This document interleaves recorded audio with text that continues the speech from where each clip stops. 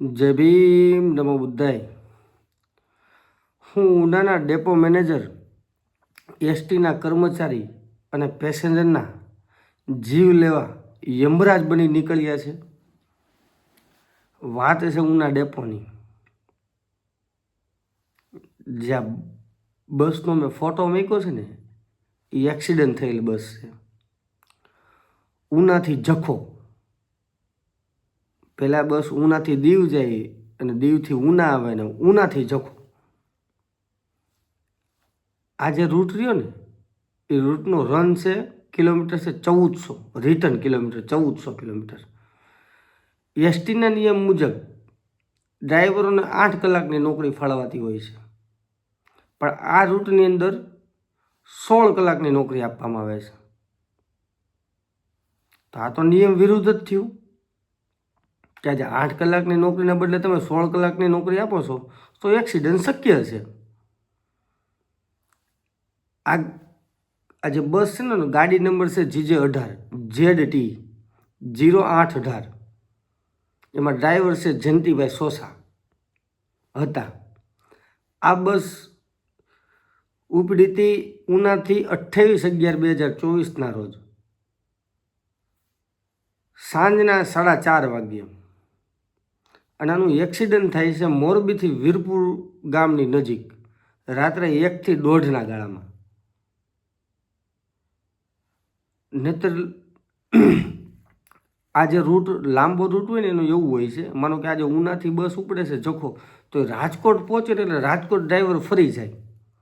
ઉનાથી જે bus driver Rajkot ગયા હોય ને, રાજકોટ પહોંચાડ્યું હોય ને, ત્યાંથી બીજો ડ્રાઈવર લઈને જખો જાય, જેથી કરીને કે એ ડ્રાઈવરને થાક ન લાગે, ઉજાગરા ન થાય. એના હિસાબે અકસ્માત બનવાની શક્યતા બિલકુલ ના રહે.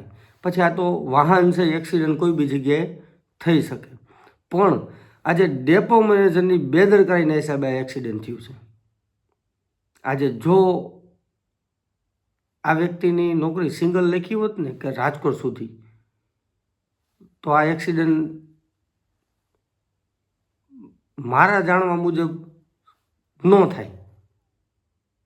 આજે વ્યક્તિ થાક્યો હશે, ઉજાગરો હશે, અને નીંદરમાં ઝોપો આવી ગયો હશે, એના હિસાબે ટ્રકની પાછળ બસ ઘૂસી ગઈ.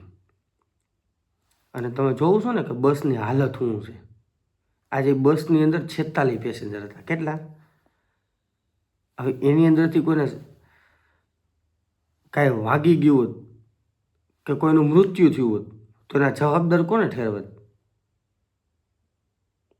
તો મારા જાણવા મુજબ તો આ ડેપો મેનેજર જ એનો ગુનેગાર ગણાય, કે આજે એ વ્યક્તિએ નોકરી લખાવરાવી અને આવા રૂટમાં 16 કલાકની નોકરી દે ત્યારે જ આવા એક્સિડન્ટ બને છે ને. ડબલ ડ્રાઈવર કાયદેસર લાંબા રૂટમાં હોય જ છે, પણ નથી આપતા. મારા માનવા મુજબ આ લોકોને કાંઈક આર્થિક ફાયદો થતો હશે, કે પૈસા મળે એટલે માણસોને કોઈના જીવની પરવા હોતી નથી. પૈસા દો એટલે ગમે એના મર્ડર એ માણસો કરી નાખે છે, અને પૈસાના હિસાબે કાંઈ બી કરવા માણસો તૈયાર હોય છે. એટલે કદાચ આર્થિક ફાયદો એ લોકોનો હશે. આ ગાડીની અંદર છે ને 70,000 રૂપિયાની નુકસાની છે. જે ગાડીને નુકસાની થઈ ને 70,000 રૂપિયા, હવે એ 70,000 રૂપિયા કોની પાસેથી લેવામાં આવશે? ડ્રાઈવર પાસેથી રિકવર કરવામાં આવશે. તો હવે આજે 16 કલાકની નોકરી આપી, એમાં ડ્રાઈવરનો કાંઈ વાંક ખરો? તો હવે એસટીની અંદર એક્સિડન્ટ થાય છે, તો એક્સિડન્ટ કાંઈ ડ્રાઈવરે જાણી જોઈને તો નહીં કર્યું હોય, તો આજે રિકવરી જે નુકસાની છે, એ નુકસાની ડ્રાઈવરના પગારમાંથી કાપવામાં આવશે, એને દંડ થાય, સજા થાય. તો આ કઈ પ્રકારનો ન્યાય? આવા તો કહેવાય એસટીના નિયમો. અને આ રૂટ છે ને, એ ઉનાથી જખો 10 વર્ષ, આશરે 10 વર્ષથી હાલે છે. તો 10 વર્ષની અંદર ડેપો મેનેજર તો ઘણા બદલા હશે, તો કોઈ ડેપો મેનેજરને કાંઈ કોઈ દિવસ ધ્યાનમાં જ નહીં આવ્યું હોય, જે એસટીના કર્મચારી પેસેન્જરનું જે જીવનું જોખમ, એવું કોઈ દી એ બાબત કોઈ દી ધ્યાનમાં જ નહીં આવ્યું હોય. તો આ લોકો અધિકારી કઈ બાબતના? અધિકારી તો ઝીણવટભરી તપાસ કરે અને પછી નિર્ણય લે, એને અધિકારી કહેવાય. અધિકારી ક્યારે બન્યા હોય?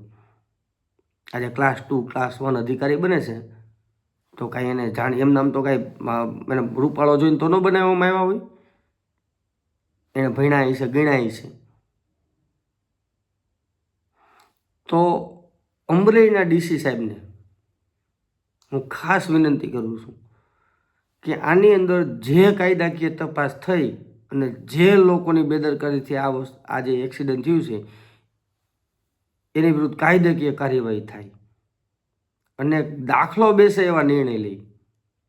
કે આજે અમરેલીના ડીસી સાહેબને નિર્ણય લઈને જે દાખલો બેસાડે એ જોઈને કોઈ બી ડેપો મેનેજર પૂરેપૂરી જવાબદારીથી એનું કામ કરે. અને આપણે ડીસી સાહેબને લેખિતમાં પણ ફરિયાદ કરીશું કે આ બાબતે ખાસ ધ્યાન દઈ અને ખાસ જે લોકોના જવાબદાર છે એની વિરુદ્ધ કાયદાકીય કાર્યવાહી કરે.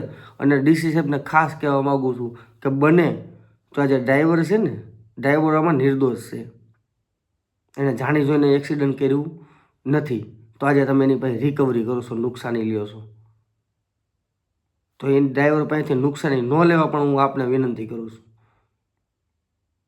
અને આગળ આવા બનાવ ન બને એવું ખાસ લોકો તમારા કર્મચારીના અધિકારીઓને ધ્યાને આવે એવો પણ દાખલો બેસાડવા હું આપને વિનંતી કરું છું. જય ભીમ, નમો બુદ્ધાય.